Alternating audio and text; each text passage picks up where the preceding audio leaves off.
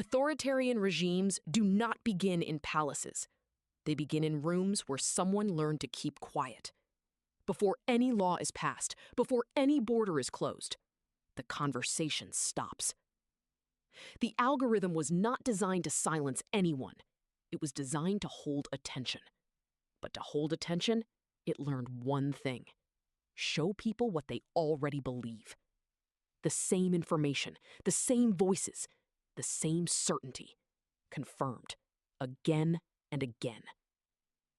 Families stopped sitting at the same table at Christmas, not because of hate, because speaking became impossible.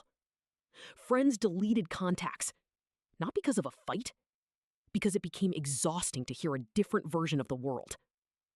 And what was lost, quietly, was the one thing that builds any relationship: the ability to contribute, instead of only to be right. This is not abstract. It happens in real backyards. In Ohio, a 43-year-old man was cutting firewood. He was wearing ear protection.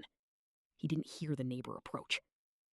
The neighbor walked out with a revolver and shot him 5 times. He was absolutely certain the man was a Democrat. He didn't ask. He didn't check. Because he was already sure. In Poland, a mayor stood on a public stage, thanking volunteers. He was stabbed by a man fed for years by state television that called him an enemy. That stage witnessed the last conversation he was ever going to have.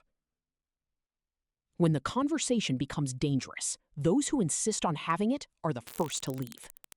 913 journalists from 15 Latin American countries forced into exile since 2018. They did not want to leave. They wanted to keep the conversation going.